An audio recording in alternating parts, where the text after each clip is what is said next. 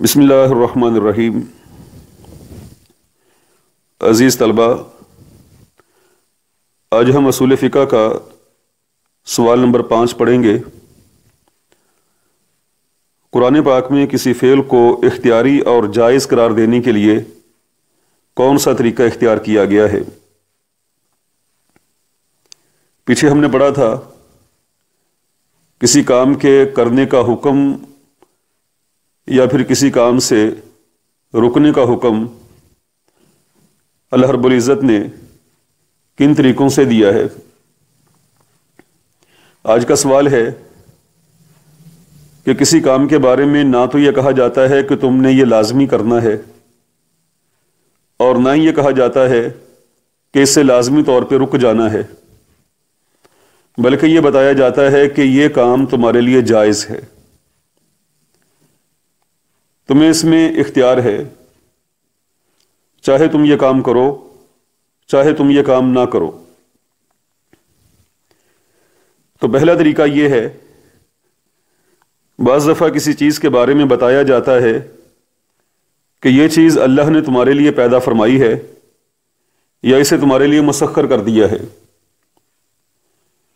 یعنی تمہارے لیے اس کو مسخر کر دیا ہے، تمہارے دائرہ کار میں، تمہارے اختیار میں ہے، اب تمہاری مرضی ہے کہ تم چاہو تو اس سے فائدہ لے لو اور چاہو تو اس سے فائدہ نہ لو۔ فرمایا وَسَخَّرَ لَكُم مَّا فِي السَّمَاوَاتِ وَمَا فِي الْأَرْضِ جَمِيعًا مِّنْهُ، اور اس نے سب کچھ اپنی طرف سے مسخر کر دیا تمہارے لیے، جو آسمانوں میں ہے اور جو زمین میں ہے۔ اور دوسرا طریقہ یہ ہے، بعض دفعہ کسی چیز کے بارے میں بتا دیا جاتا ہے کہ وہ حلال ہے، بس اتنا بتایا ہے کہ یہ حلال ہے، اب تمہارے لیے تمہاری مرضی ہے، چاہو تو اس حلال چیز سے فائدہ لے لو اور چاہو تو تم یہ کام نہ کرو۔ فرمایا وَطَعَامُ الَّذِينَ أُوتُوا الْكِتَابَ حِلٌّ لَكُمْ وَطَعَامُكُمْ حِلٌّ لَهُمْ، اور کھانا ان لوگوں کا جو دیے گئے کتاب حلال ہے تمہارے لیے اور کھانا تمہارا حلال ہے ان کے لیے، یعنی اہل کتاب، ان کے ساتھ اگر تم بیٹھ کے کھانا کھا لیتے ہو اور وہ تمہارا کھانا کھا لیتے ہیں، حلال کھانا ہے، نہ تو جانور کو حرام طریقے سے ذبح کیا گیا ہے، نہ اس کے اندر کوئی ایسی چیز ہے جو حرام ہے، مطلق ایک کھانا ہے اور حلال کھانا، تو اہل کتاب کا کھانا تمہارے لیے حلال ہے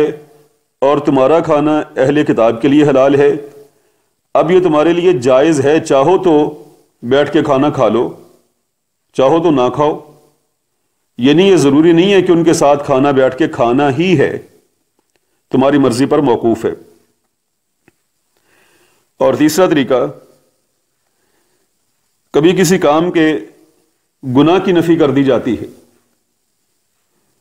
کہ ایسا کام اگر کر لیا جائے تو گناہ نہیں ہوگا، یعنی جب یہ کام سے گناہ کی نفی کر دی تو پتہ یہ چلا کہ یہ کام جائز ہے، یہ کرنے پر گناہ نہیں ہوگا، اور بعض جگہ کچھ اس کے ساتھ شرائط ذکر کر دی جاتی ہیں۔ فرمایا فَمَنِ اضْطُرَّ غَيْرَ بَاغٍ وَلَا عَادٍ فَلَا إِثْمَ عَلَيْهِ، پس جو کہ مجبور ہو، نہ ہو وہ بغاوت کرنے والا نہ زیادتی کرنے والا، پس نہیں ہے اس پر کوئی گناہ۔ اس آیت کریمہ کے پیچھے جو ذکر کیا گیا ہے وہ ہے کہ تمہارے لیے حرام کر دیا گیا ہے مردار، خون، خنزیر کا گوشت، اور کوئی بھی چیز جو غیر اللہ کے لیے ہے۔ اس آیت کے پیچھے یہ تمام چیزیں جو ہے وہ حرام قرار دے دی گئی، اور پھر یہ فرمایا گیا کہ جو مجبور کر دیا جائے، یعنی بعض دفعہ بھوک کی شدت اس کیفیت کو پہنچ گئی ہے کہ بندے کے پاس کھانے کے لیے کچھ نہیں اور اس کو اپنی جان کی فکر ہے، نہیں کھائے گا تو عین ممکن ہے جان سے ہاتھ دھو بیٹھے، تو فرمایا ایسے موقع پر جب تم مجبور کر دیے گئے ہو، اگر تم مردار کھا لیتے ہو تو تمہارے لیے جائز ہے، لیکن شرط کیا ہے؟ زیادتی کرنے والا نہ ہو، حد سے بڑھنے والا نہ ہو، یعنی جان بچانے کے لیے محض اتنا کہ کھا لے جس سے اس کی جان بچ سکتی ہے۔ اور چوتھا طریقہ یہ ہے، کبھی کسی کام سے حرج کی نفی کر دی جاتی ہے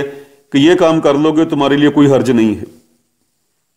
یا فلاں فلاں بندوں کے لیے کوئی حرج نہیں ہے۔ اللہ فرماتے ہیں لیس علی الاعمى حرج ولا علی الاعرج حرج ولا علی المریض حرج، نہیں ہے نابینا پر کوئی تنگی، اور نہ معذور پر کوئی تنگی، اور نہ مریض پر کوئی تنگی۔ اور پانچواں طریقہ یہ ہے کہ بعض دفعہ کسی چیز کو بطور احسان کے ایک نعمت اور فائدے کی صورت میں ذکر کیا جاتا ہے۔ وَالْأَنْعَامَ خَلَقَهَا وَالْأَنْعَامَ خَلَقَهَا لَكُمْ فِيهَا دِفْءٌ وَمَنَافِعٌ وَمِنْهَا تَأْكُلُونَ، اور چوپائے پیدا کیے کہ ان میں تمہارے لیے اون ہے اور منافع ہے، اور انہی سے تم کھاتے بھی ہو۔ یعنی بطور احسان اور نعمت کے ذکر کیا کہ اللہ رب العالمین نے تمہارے لیے چھپاؤں کو پیدا کیا ہے، اور ان کے جسموں پر اون کو پیدا کیا، اس میں تمہارے لیے فائدہ ہے، اور ان کا تم گوشت بھی کھاتے ہو۔ یہ ایک نعمت اور احسان کے طور پہ ذکر کیا ہے کہ اب چاہے تو تم ان سے فائدہ لے لو اور چاہو تو نہ لو۔ اور چھٹا طریقہ یہ ہے، بعض دفعہ کسی چیز کے بارے میں بتایا جاتا ہے کہ وہ حرام نہیں ہے، یا اس کی تحریم پر رد کر دیا جاتا ہے، یعنی یہ بتا دیا جاتا ہے کہ اس کو حرام کہنا غلط ہے۔ قُلْ مَنْ حَرَّمَ زِینَةَ اللَّهِ الَّتِی أَخْرَجَ لِعِبَادِهِ وَالطَّیِّبَاتِ مِنَ الرِّزْقِ، آپ ان سے پوچھئے کہ اللہ تعالیٰ نے اپنے بندوں کے لیے جو زینت اور کھانے کی پاکیزہ چیزیں پیدا کی ہیں انہیں کس نے حرام قرار دیا ہے؟ اللہ رب العزت نے اپنے بندوں کے لیے جتنی بھی حلال چیزیں پیدا کی ہیں وہ ان کے لیے رزق ہے۔ جب ان کو حرام قرار نہیں دیا، یہاں تحریم پر رد کیا ہے کہ اس کو حرام قرار نہیں دیا گیا، حرمت کی نفی ہے، تب تمہارے دائرہ اختیار میں ہے، چاہو تو ان سے فائدہ لے لو اور چاہو تو ان سے فائدہ نہ لو۔